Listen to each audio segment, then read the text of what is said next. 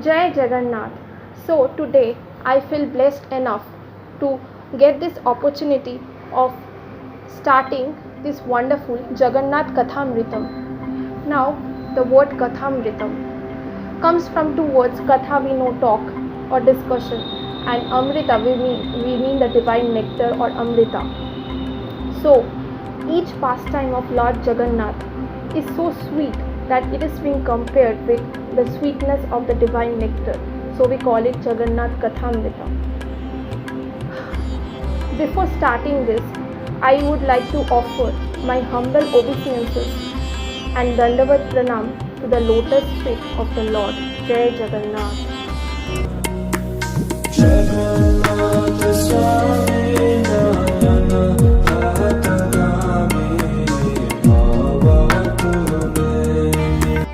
So the Lord appears in different yugas as Virya Purushottam in Satya Yuga, Maryada Purushottam in Treta Yuga, Leela Purushottam in Dwapar Yuga, and in this present Yuga or Kali Yuga as Prema Purushottam and Uddharan, Maha Uddharan Purushottam. Now, we know that he appeared as Lord Chaitanya, and Lord Chaitanya beautifully distributed the divine prema, which is Krishna prema, among his devotees. So he is called Prema Swarupa. And for Lord Jagat Bandhu, we know that his only purpose was to uplift the sinners and not punish the sinners. So he is called Maha Uddharan Purushottam. We see that the Lord manifests in different yugas by different names, by different pastimes and different details, but the Lord is the same in all cases, that is Purushottam or the best among men. So the Lord resides as Sri Purushottam in Purushottam Kshetra, which is Jagannath Puri. The Puri Dham is among the 4 Chardhams in the world. The 4 Chardhams are as follows: Badrinath, Dwarka, Puri Jagannath Dham and Rameshwaram. It is believed that Lord Vishnu baths in the Badrinath, eats food in the Puri Jagannath Dham, meditates at Rameshwaram, and he takes rest at Dwarka. Now we need to know about the glories of the Holy Land, that is Puri Jagannath Dham. Now there are many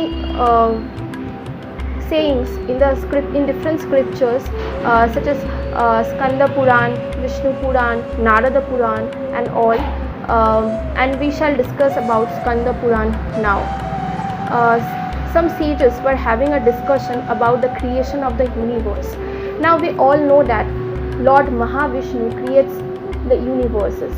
With his every breath, inhalation and exhalation, with every pore in the body, he creates innumerable universes and innumerable galaxies, and with their planetary systems. Lord now appoints Brahma to do the needful, that is the secondary creation, and Brahma starts it. Now while starting, Brahma starts weeping.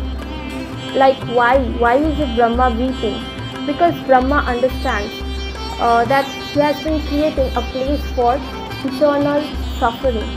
He is thinking, why has the Lord offered me to do such a thing, to create a place where there is ananta suffering, eternal suffering of the mankind. There are 3 modes of material nature: Sattvic, Rajas and Tamas. When the souls get engrossed by Tamas Guna, then they get entangled in intoxication, sluggishness, laziness and ignorance. Similarly, when the strings of the Rajas Guna pull the soul, they are envious, greedy, lusty and angry. And in the mode of goodness, the souls are interested in doing philanthropic work or charitable work. Now Brahma thinks none of these activities have a direct connection with the relationship between the souls and the Lord. So he meditates upon Lord Mahavishnu, and he appears before Lord Brahma, and Lord Brahma then asks, "O Vishnu, is there any such place where the people will not suffer? Because even if the people get liberation or mukti from these three modes of material nature, then the natural calamities like the earthquake, tsunami and whatnot troubles them. And in this way, there should be some place in this whole material creation where the people will find eternal bliss, that divine bliss which the people finds in your own abode." Lord Vishnu smiles and answers, "O Brahma, there is one place, not in the upper planetary systems, not in the lower planetary systems, but in the middle planetary system there is one such place. It's north of the ocean and south of Mahanadi river. It covers 88 square miles, and the heart of this place there is a blue hill known as Neelachal and a blue cave known as Neelkandhar, and there resides my deity, that is Neel Madhav with Lakshmi Devi. And anyone who walks up to there and takes darshan, divine darshan of this deity, is freed from the tormentous repetitive cycle of birth and death. This is the glorification of that place." Now, at that place, there's an interesting story. There's a pond known as Rohini Kund, and on the bank of the pond there is a kalpavriksh tree. Now, a crow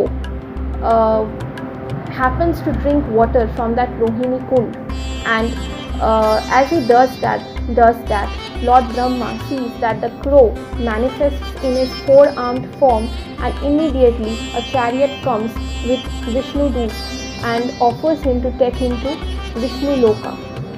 And Brahma gets very surprised, and there comes Yamraj. Now Yamraj is very offended because his job was to punish the sinners, but all the sinners come to this Rohini Kund, happens to drink water from this Kund, and then gets liberated into Vishnu Loka, and so he feels very agitated. Sri Lakshmi appears there and then tells them about the glories of that place. Sri Lakshmi tells them that this place has no control by any devtas. What to speak of them? This place is in control of the Lord himself. Everything and anything that happens in that place is by will of the Lord. Now Sri Lakshmi explains the glories of the place, like whoever sleeps with the back on the floor gets the benefit of yogic samadhi, and whoever speaks something in that place, be it anything, mundane, anything, then gets the benefit of chanting Vedic hymns, and whoever breathes there with every inhalation and exhalation, he gets the benefit of Ashwamedh Yagna. And this is not all. Whoever walks over there gets the benefit of circumambulating or Bhumandalam Parikrama 7 times. Lakshmi also says that whenever someone looks from Indraloka or beyond that in bird's eye view into this place, they can get to see the four-armed form of each human being there as the close associate of Lord Vishnu.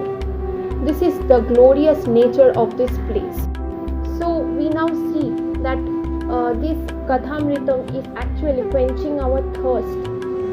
This is rightfully called Kathamritam.